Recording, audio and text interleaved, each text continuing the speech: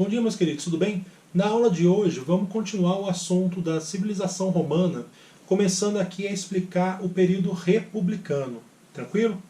Então na nossa última aula a gente falou que a monarquia, ela foi, o período monárquico ele vai acabar quando os povos etruscos dominam a cidade de Roma e começam a estabelecer um governo que era muito mais interessado nos próprios etruscos do que na população latina, do que nos patrícios, a elite aí romana. Os patrícios, então, eles vão contar até com o apoio da plebe para conseguir criar uma forma de tirar os etruscos do poder, o que vai dar muito certo. Em 509, a gente tem o final do período monárquico e início do período republicano em Roma. Qual que é a grande mudança? A partir de agora, quem manda mesmo na cidade vai ser o Senado. E é até meio engraçado, porque vocês como, o pessoal, vocês como alunos, vamos dizer assim, vão perguntar assim, putz, mas qual que era a função, por que o Senado que manda? E aí que vem o ponto mais interessante de todos. O que o Senado fazia? Nada.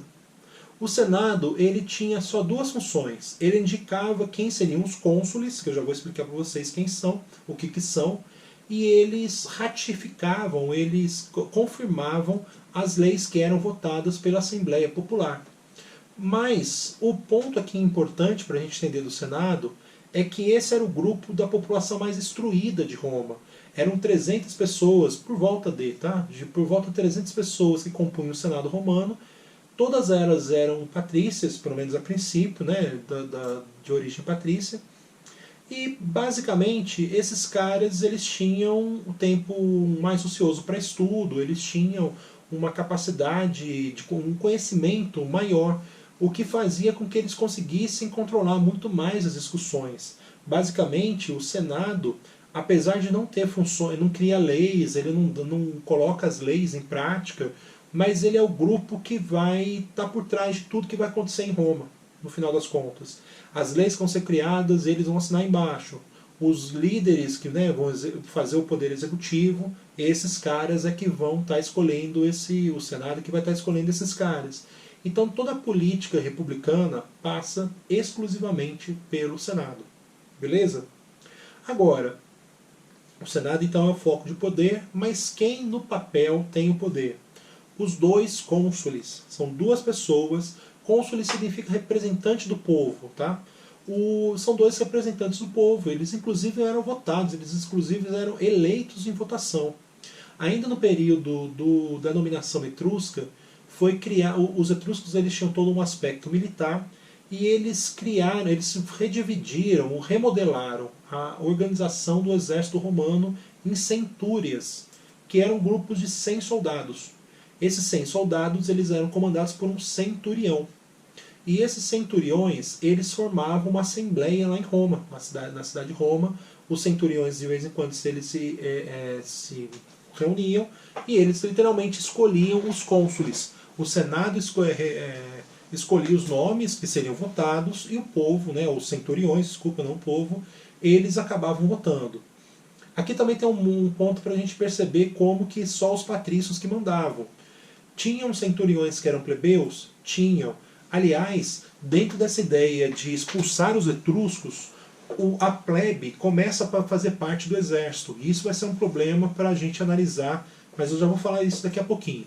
Mas existiam plebeus que eram centuriões, mas em sua maioria eram os membros da elite, eram os patrícios que ocupavam esses cargos, que eram cargos de destaque.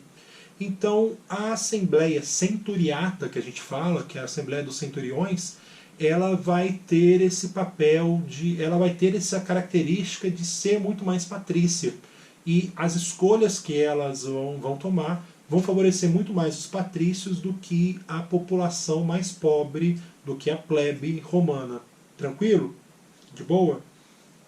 Com o passar do tempo, vão existir mais cargos, mas aí eu vou falar mais pra frente. Dois cônsules, isso aí pode dar problema, porque assim, e se um quer fazer uma coisa, o outro quer fazer outra, quem que a gente vai obedecer? Em instantes de dificuldades, basicamente guerra, os dois cônsules eles eram resumidos a um ditador, que ficava como no governo com poderes totais até por um período de no máximo 6 meses. Tranquilo?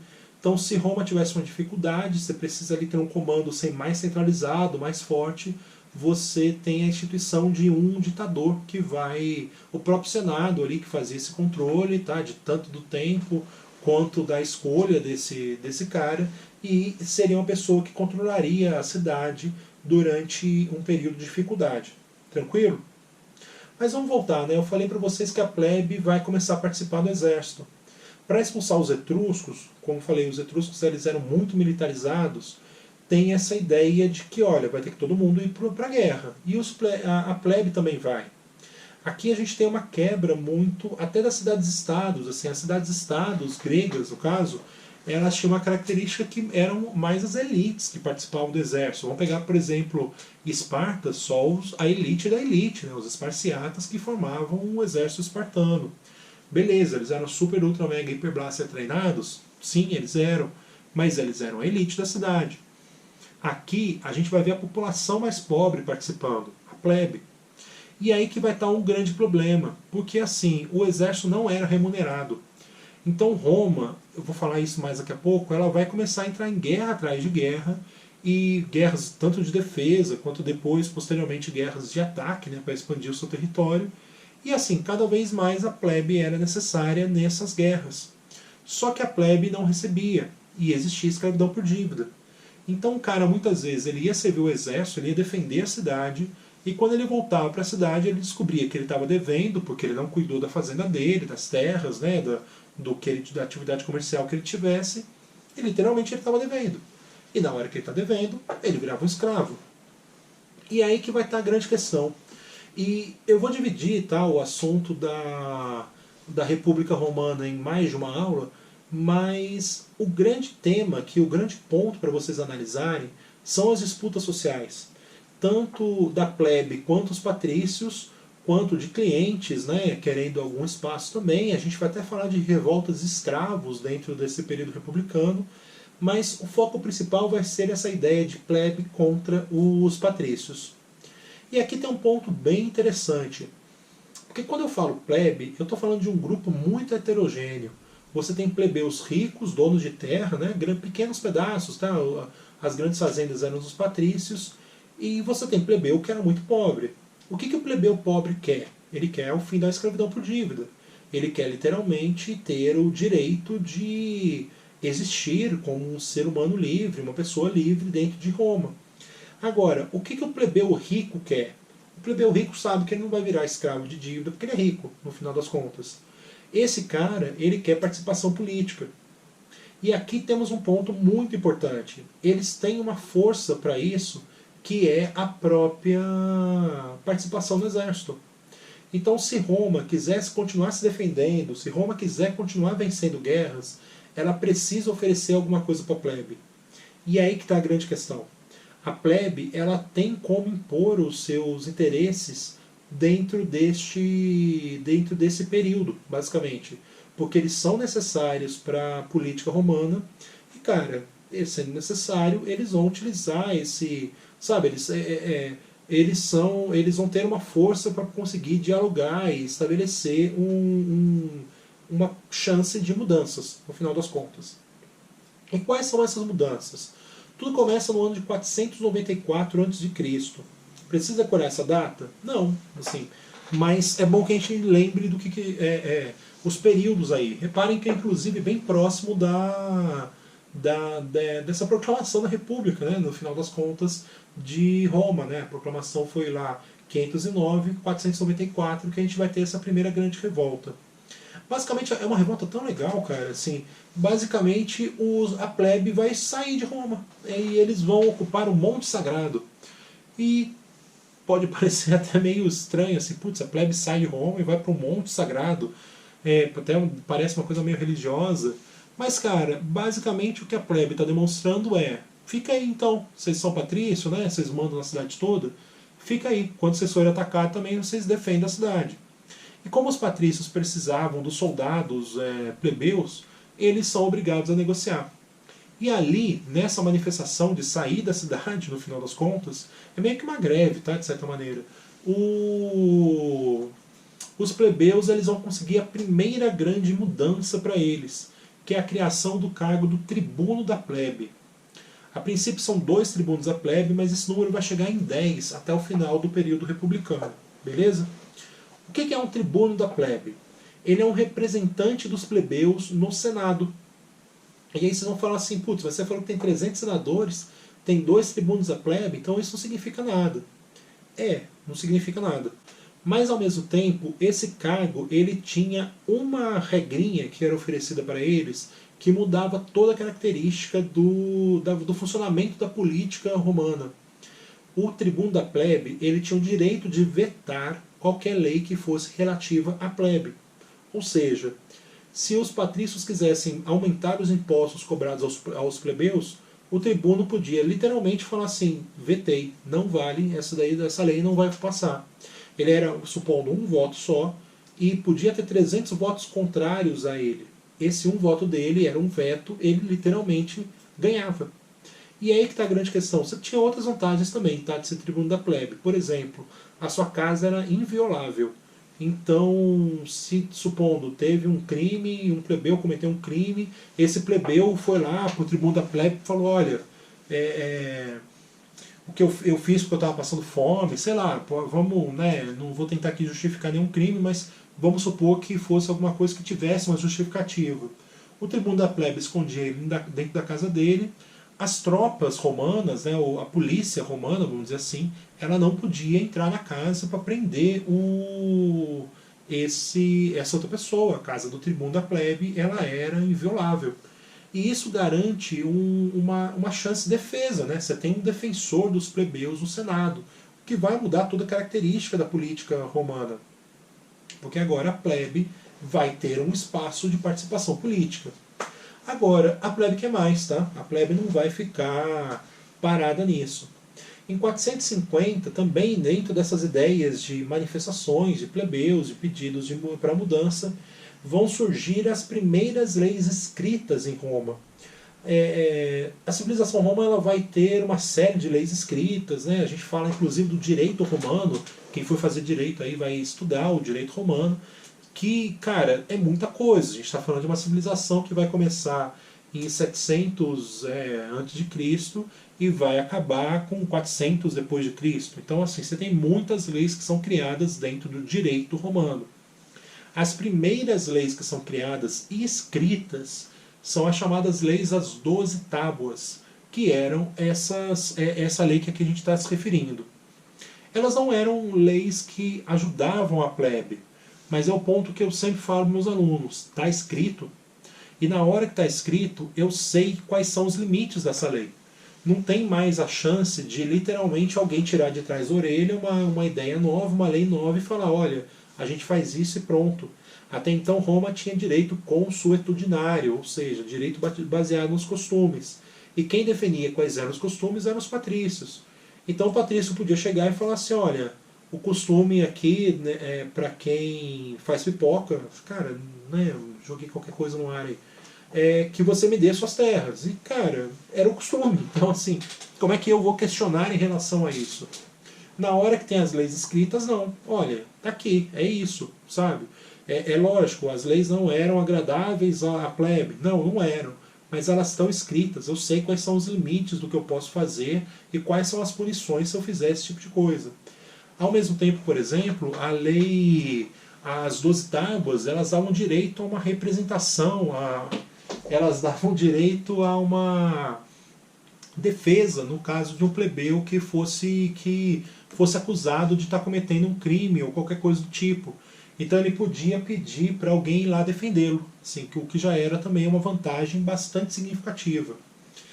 Nos anos seguintes, por exemplo, a gente vai ter uma outra lei que é significativa, que é a possibilidade de um dos cônsules ser plebeu. Se não me falha a memória, 445 a.C., a gente está trabalhando aqui, que você tem essa ideia de que um dos cônsules vai ser um plebeu. Inclusive o ditador poderia ser plebeu, a partir dessa regra. E em 440 a.C., uma outra lei que é importante, que vai também mudar todo o funcionamento da política romana, é a permissão de que plebeus casassem com patrícias, né, no final das contas. que lembra, eu falei para vocês na aula lá da monarquia romana que isso era proibido. O que acontece na hora que a gente fala que agora, a partir de agora, plebeus podem casar com patrícias? Vai acontecer de que toda a estrutura social romana dá uma mudança. Se a partir de então a gente estava falando exclusivamente de terra, quem tinha terra tinha poder em Roma, a partir de agora a gente vai estar falando de grana. Assim, no final das contas, os casamentos em Roma eles eram casamentos armados e basicamente o patrício que deixava sua filha casar com um plebeu, ele fazia isso por conta de grana. Ele fazia isso por conta de que aquela família poderia dar dinheiro para a família do patrício.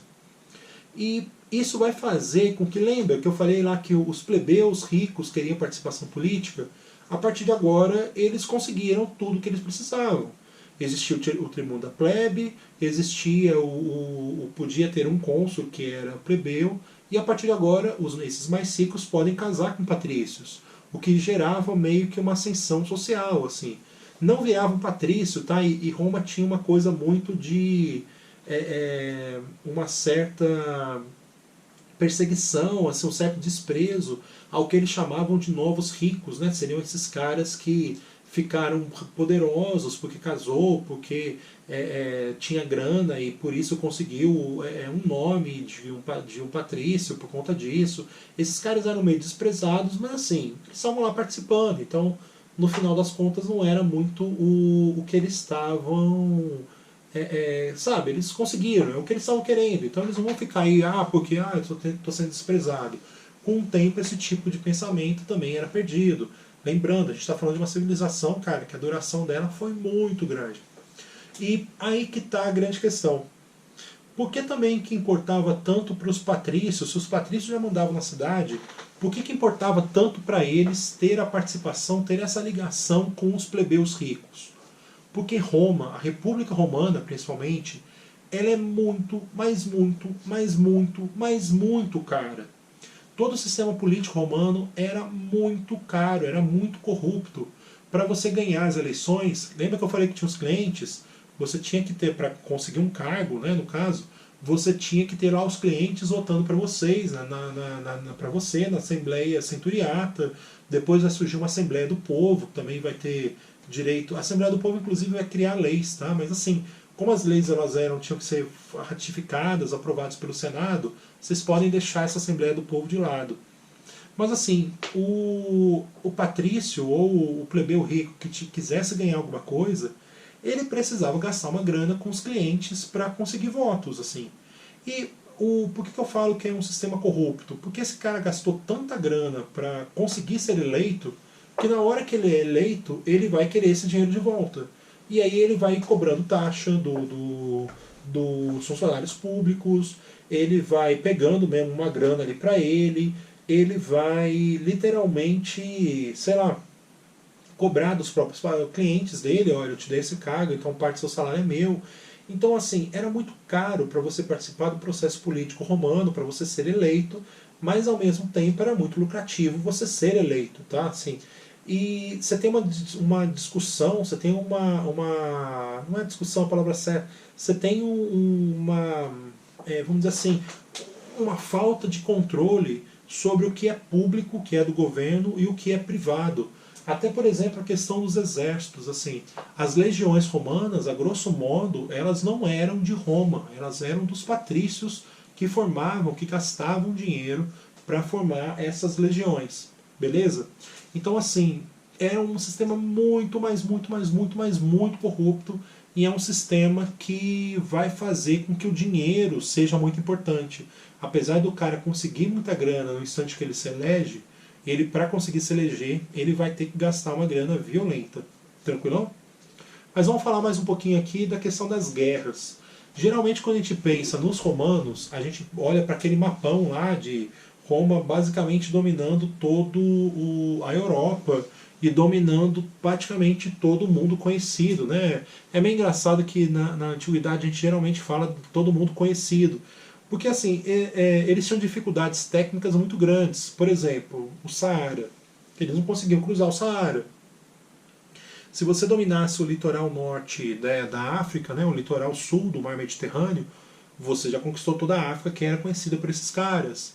Aí na Europa, a Europa tem dois grandes rios, o Danúbio e o rio Reno. Na Alemanha, o Danúbio ele vai cortar uma série de países que eles são muito caudalosos, né? Eles são grandes, eles são uma grande quantidade de água, e isso impedia vamos dizer assim, a sua transposição, né? Os romanos, por exemplo, no auge do seu império, da sua civilização, eles vão literalmente parar nesses dois rios, assim, porque eles não construíam ponte, não vale. O custo técnico que teria para fazer isso, para cruzar esses rios, era muito grande. Então, literalmente, eles paravam lá. Então, por isso que a gente fala de todo mundo conhecido, tá? Assim, que era ocupado pelos romanos. Eles literalmente dominaram tudo aquilo que eles viram e que valia a pena conquistar, no final das contas. Mas como é que funciona essa questão aí das dominações? Até o século III, Roma está se preocupando, lembrando, né, que eu falei na aula sobre a monarquia, Roma é uma cidade que vai se expandir. Até o século III, a preocupação de Roma é só a Península Itálica. Eles estão lá conquistando norte e sul, né? Eles estão literalmente dominando isso. Inclusive dominando as colônias gregas. Você lembra que a Magna Grécia eram colônias das antigas cidades-estados. O Império Macedônico tinha, né, o Império de Alexandre o Grande, né, ele tinha perdido todo esse... O seu, já estava bem aqui num período de declínio, mas assim, os romanos foram lá e conquistaram tudo. Agora, nessa expansão, os romanos eles vão conquistar duas dessas colônias gregas que eram rivais de uma cidade que está lá ao norte da África, no final das contas, né, no litoral norte da África, que é a cidade de Cartago. A cidade de Cartago, ela é literalmente uma das cidades mais importantes da antiguidade. Eu vou ter que abrir a porta do meu gato para não estar mais. E o que vai acontecer com a cidade de Cartago? Ela é uma cidade extremamente desenvolvida na produção de alimentos, porque ela saiu conquistando tudo no mar Mediterrâneo, ela saiu conquistando outras regiões. Inclusive aqui, principalmente, a ilha da Sicília, que eu falei ontem para vocês. Se vocês imaginarem a botinha ali da Itália, ela está chutando um triângulo ali, né? Aquela é a ilha de Sicília. Essa ilha estava dominada não dominada completamente, tá? Mas assim, os cartaginenses, né, o povo de Cartago, eles estavam tentando dominar a ilha principalmente de algumas cidades, de algumas colônias gregas que tinham lá. E Roma se mete no meio dessa confusão. Roma conquista uma cidade que é portuária, a cidade de Nápoles, que era rival de Cartago. Cartago presta atenção, tipo assim, tem um novo inimigo ali, né, crescendo. E Roma vai dar o passo além, que é invadir a Sicília. Na hora que Roma invade a Sicília, vai começar as chamadas Guerras Púnicas, que vão durar do ano de 264 até 146 a.C. E é nessas Guerras Púnicas que Roma vai deixar de ser essa cidadezinha que dominou a Itália e vai passar a ser essa civilização que basicamente dominou o mundo todo. Por quê? Porque Cartago tinha essa importância antes. Na hora que Roma vence Cartago, Roma vai passar literalmente a dominar tudo. Então, por exemplo, Cartago ela tinha uma ascendência política, ela era basicamente dona de toda a Península Ibérica. Os romanos vão dominar a Península Ibérica. Portugal em 140 a.C., a Espanha acho que é 138. E, cara, literalmente, todas essas regiões próximas do mar Mediterrâneo vão sendo conquistadas durante esse período das Guerras Púnicas. Por quê? Porque os romanos estavam vencendo os cartaginenses e, com isso, os aliados dos cartaginenses também eram derrotados. Na prática, são 3 guerras púnicas, tá? A primeira é quando os romanos conquistam... As 3 são vitórias romanas. A primeira é quando os romanos conquistam a ilha de Sicília, que inclusive na aula passada eu falei para vocês, celeiro do mundo. Ali você já consegue comida para literalmente se expandir significativamente, né? No caso, a cidade de Roma. E Cartago, logicamente, sai perdendo muito. A segunda guerra púnica, a gente tem Roma se expandindo muito, né, nessa região da Península Ibérica e Roma conquistando o Império Macedônico. E aí você vai estar pensando em todos aqueles reinos helenísticos que foram criados, sendo também conquistados por Roma. É até engraçado que, a princípio, Roma não conquista, Roma estabelece como um protetorado. Tipo, olha, vocês não têm mais ligações com os cartaginenses, agora vocês têm ligações comigo, Roma.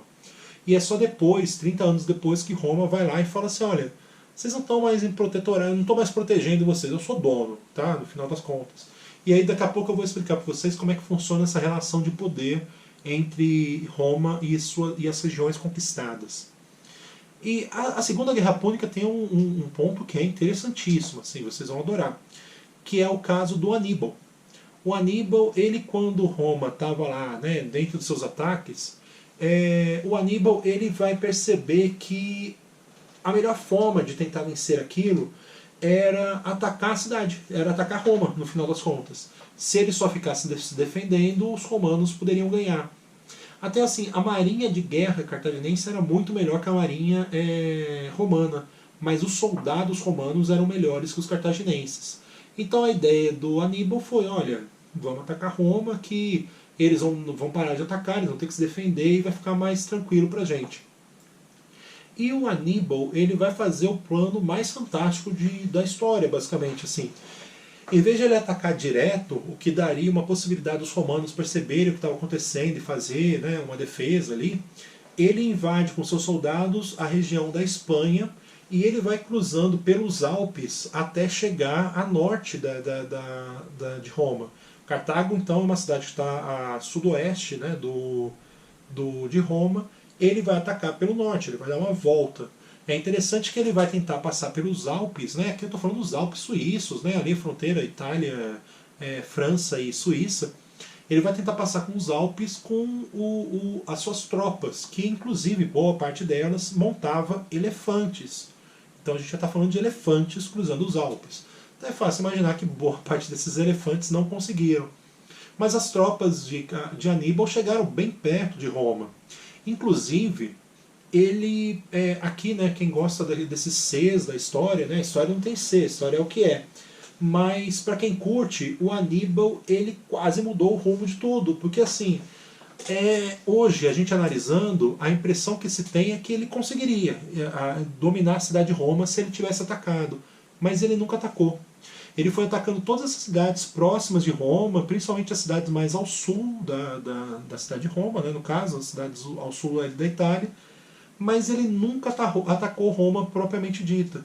E Roma não tinha defesas. Boa parte das legiões romanas ou estavam na Península Ibérica, ou estavam na região da Macedônia, e o Aníbal estava lá com as tropas dele. Ele tinha capacidade de fazer um estrago bem significativo em Roma, mas ele não ataca a cidade.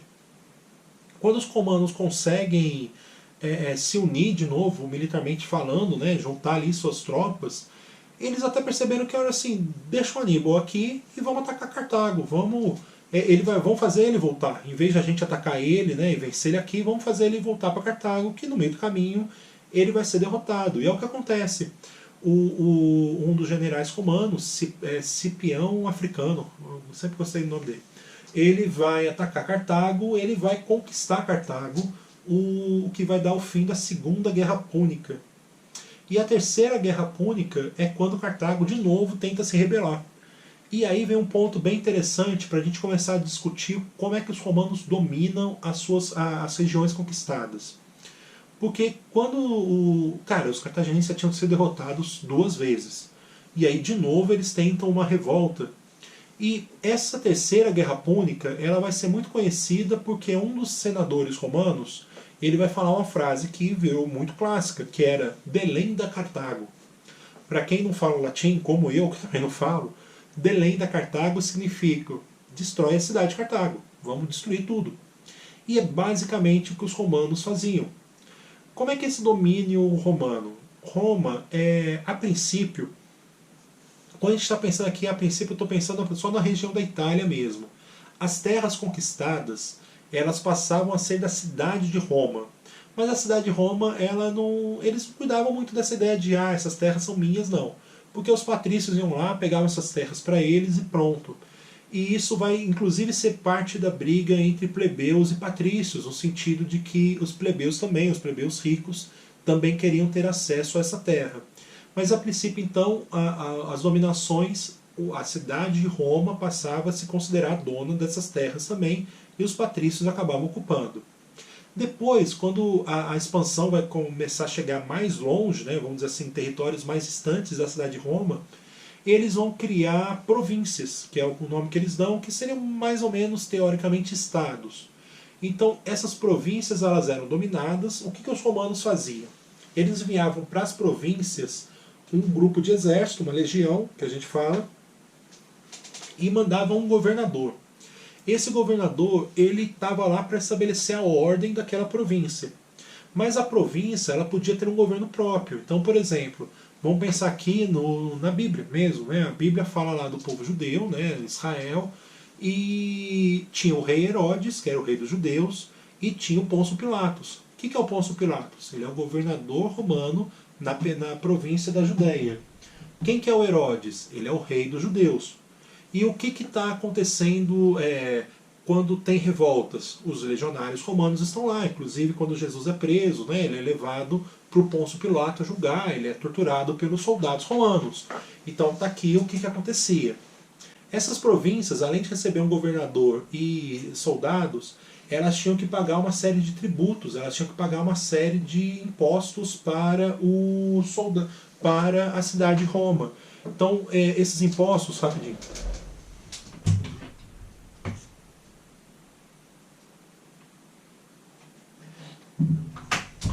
Esses impostos, eles iam desde imposto em moeda ou em espécie. Então, assim, eu quero 50 cabeças de gado por mês. Então, a província tinha que dar um jeito de pagar aquilo. Ou escravos, ou podia ser também comida mesmo, né? No final das contas, eu falei, né? Espécie. Então, ou a província ia pagar tributos, ou ela literalmente ia ser parte ali, né, oferecer escravos, ela ia de algum jeito ter que oferecer alguma coisa para a cidade de Roma. Era essa a relação da província conquistada com a cidade. Agora, e uma província que se rebelasse? O que vai acontecer? Roma destruía. Roma literalmente botava tudo no chão. Que é o caso de Cartago. Quando Cartago foi conquistado e depois se rebelou, Cartago foi destruída. É o delém da Cartago. Até mesmo, por exemplo, quando a gente vai analisar Jerusalém, a gente vai ter esse tipo de situação. A Jerusalém, por exemplo, que Jesus viveu, não é uma Jerusalém que a gente vai ver hoje, no final das contas. A única coisa de Jerusalém atual que Jesus viu, vamos dizer assim, é o Muro das Lamentações, que seria um dos muros externos do chamado Templo de Jerusalém, onde teoricamente foi colocado ali as tábuas dos mandamentos. Mas a cidade de Jerusalém ela era uma cidade que geralmente dava uma série de problemas para os romanos. Então, cara, as legiões romanas iam lá e destruíam a cidade, assim, sem o mínimo pudor ou qualquer coisa, beleza? As legiões romanas eram super, ultra, mega, hiper, blaster bem treinadas. E aí também aí cai um problema, né? Pô, mas você fala que Esparta são os melhores soldados. Esparta são os melhores soldados. Mas exército, provavelmente as legiões eram melhores. Elas eram muito bem treinadas, elas eram muito bem equipadas. Roma ela desenvolve uma liga metálica que muitas vezes nas batalhas as espadas romanas quebravam as espadas dos adversários, porque eram feitos de material que era mais duradouro, né? Era mais resistente no final das contas. Eles desenvolvem outras máquinas de guerra que vão ajudar também. As legiões elas eram tão bem treinadas que dizem que elas tinham uma operação que a gente chama de operação tartaruga, que eles colocavam os escudos para frente, para o lado e para cima. Os romanos tinham os escudos altos, né, os escudos grandes, mais de 1 metro de tamanho. E os legionários eles iam se apertando e se travando com esses escudos. E dizem que podia passar, né, podia vir um exército inimigo com uma madeira, um tronco, né, ficar socando As legiões que literalmente jogar pedras, que literalmente os legionários não caíam, né? Eles estavam lá, cada um sustentando, cada um se segurando, e eles aguentavam esses trancos. Aí eles iam marchando pelo campo de batalha. Quando eles chegavam nos exércitos inimigos, eles tinham umas espadas curtas, né? Os romanos é até meio curioso. A gente pensa em soldados da antiguidade com espadas cada vez maiores. Os romanos eles tinham umas espadas chama de gladios, umas espadazinhas pequenas que eram literalmente o que acontecia. Eles iam lá com os escudos fechados, de repente eles abriam um pouquinho, o cara vinha e só fincava a espada. A espada grande ela exige um espaço de movimento. A espada curta não. Ele vai lá, finca, tira a espada e literalmente fecha de novo o escudo. E nisso os legionários conseguiam ir se defendendo. E as legiões romanas não é que elas venceram todas as batalhas que eles se meteram, não. Mas eles têm uma efetividade, né, para a guerra bastante significativa. Tá? Assim, dominar, por exemplo, a Gália, né, a atual França, foi muito custoso para Roma, mas assim, no final, 51 a.C., o Júlio César consegue essa vitória, que é uma das últimas vitórias de toda a expansão romana. Tranquilão? Um ponto que vocês vão curtir também. Nas guerras púnicas, dentro dessa ideia que os romanos eram muito inteligentes para guerra, né, para material, para criar os seus equipamentos, eu falei para vocês que a marinha de guerra dos cartaginenses era muito eficiente. Tem um evento que um navio cartaginense os romanos conseguem pegar um navio, assim, é um navio abandonado pelos cartaginenses e fica lá. E os romanos eles fazem o que a gente chama de engenharia reversa. Eles desmontam o navio para saber como é que o navio era montado. Então eles viam lá, isso aqui foi encaixado desse jeito. E aí eles conseguem melhorar a capacidade deles de produção de navios, o que vai literalmente avançar a civilização. Os romanos eles tinham uma ideia de conhecimento, e lembra? Eu falei para vocês que eles herdam muito da cultura helenística. É bem esse o ponto que eu quero que vocês analisem. Eles, no instante que eles estão expandindo, eles estão tendo acesso a tantos conhecimentos que vai fazer com que esse império consiga, com essa civilização, tá? Ainda estou no período republicano, tem ainda o império, consiga se estabelecer e consiga ser uma das mais significativas que o mundo já viu. Tranquilão? Bom, qualquer dúvida aí, manda os sinais de fumaça virtuais, estou sempre às ordens. Abração para vocês e até a próxima.